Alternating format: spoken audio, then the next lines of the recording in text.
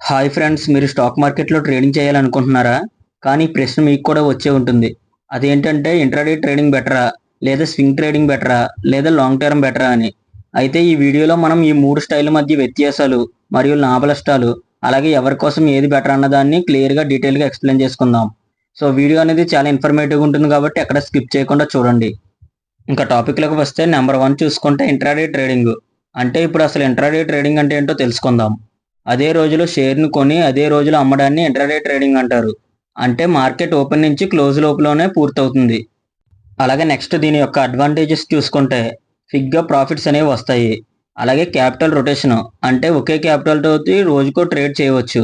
అలాగే next brokerage less, అంటే brokerage charges అనేవి చాలా తక్కువగా ఉంటాయి. అలాగే కొంతమంది బ్రోకర్స్ ఈ ఇంట్రాడే ట్రేడింగ్‌ని ఫ్రీగా ప్రొవైడ్ చేస్తారు.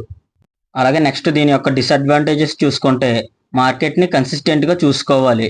అలాగే నెక్స్ట్ ఎమోషనల్‌గా ఇది స్ట్రెస్‌ఫుల్‌గా అనేది ఉంటుంది. అలాగే next small mistake is equal to huge loss, అంటే మనం చిన్న మిస్టేక్ చేసినా సరే అది పెద్ద లాస్‌కు దారితీస్తుంది.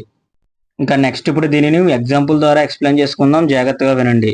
మన దగ్గర 20,000 క్యాపిటల్ తోటి 5x లెవరేజ్ ఇచ్చే బ్రోకర్ ఉంటే ₹1,00,000 వర్త్ స్టాక్స్ అనేది ట్రేడ్ చేయవచ్చు.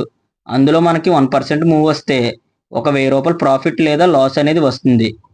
సో ఇది ఫ్రెండ్స్ ఓవరాల్‌గా ఇంట్రాడే ట్రేడింగ్ అంటే. ఐ హోప్ మీ అందరికి ఒక క్లారిటీ అయితే వచ్చిందనుకుంటున్నాను. ఇంకా నెక్స్ట్ టాపిక్ చూసుకుంటే స్వింగ్ ట్రేడింగ్. అంటే ఇప్పుడు అసలు ఈ స్వింగ్ ట్రేడింగ్ అంటే ఏంటో తెలుసుకుందాం. షేర్లను 2 రోజుల నుంచి 10 రోజులు లేదా కొన్ని వారాల వరకు హోల్డ్ చేయడాన్ని స్వింగ్ ట్రేడింగ్ అంటారు. ఇప్పుడు ఈ స్వింగ్ ట్రేడింగ్ యొక్క అడ్వాంటేజెస్ గురించి తెలుసుకుందాం. డైలీ చార్ట్స్‌ను చూసే అవసరం లేదు. అలాగే టెక్నికల్ అనాలిసిస్ పనికొస్తుంది. అలాగే నెక్స్ట్ రిస్క్ రివార్డ్ రేషియో అనేది ఇంట్రాడేతో పోలిస్తే కొంచెం బెటర్‌గా ఉంటుంది. అలాగే నెక్స్ట్ డిసడ్వాంటేజెస్ చూసుకుంటే ఓపిక అనేది చాలా అవసరం. అలాగే నెక్స్ట్ ఓవర్ నైట్‌లో ఏదైనా బిగ్ న్యూస్ అనేది వచ్చిందంటే రిస్క్ అనేది ఉంటుంది. అలాగే స్టాప్ లాస్ ప్రాపర్‌గా పెట్టకపోతే లాస్ అనేది ఎక్కువగా వస్తుంది. ఇప్పుడు దీనిని ఎగ్జాంపుల్‌లో ఎక్స్‌ప్లెయిన్ చేసుకుంటే 10,000 పెట్టుబడి పెడితే 500 నుంచి 1,500 వరకు ప్రాఫిట్ అనేది ఎర్న్ చేయవచ్చు పర్ ట్రేడ్‌కి. అంటే 5% నుంచి 15% వరకు రిటర్న్స్ అనేవి వస్తాయి. ఇంకా నెక్స్ట్ టాపిక్ చూసుకుంటే నెంబర్ 3 లాంగ్ టర్మ్ ఇన్వెస్టింగ్. అసలు ఇప్పుడు ఈ లాంగ్ టర్మ్ ఇన్వెస్టింగ్ అంటే ఏంటో తెలుసుకుందాం.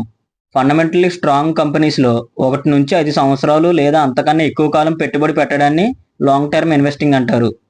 ఇంకా నెక్స్ట్ దీని యొక్క అడ్వాంటేజెస్ చూసుకుంటే కాంపౌండ్ గ్రోత్ అనేది ఉంటుంది. అలాగే డివిడెండ్ బెనిఫిట్స్ అనేవి వస్తాయి. అలాగే నెక్స్ట్ లెస్ టైమ్ ఇన్వాల్వ్‌మెంట్, అంటే మన టైం ఇన్వాల్వ్‌మెంట్ అనేది చాలా తక్కువగా ఉంటుంది. అలాగే నెక్స్ట్ ఎస్ఐపి స్టైల్ ఇన్వెస్ట్మెంట్స్ అనేవి పాసిబుల్‌గా ఉంటాయి.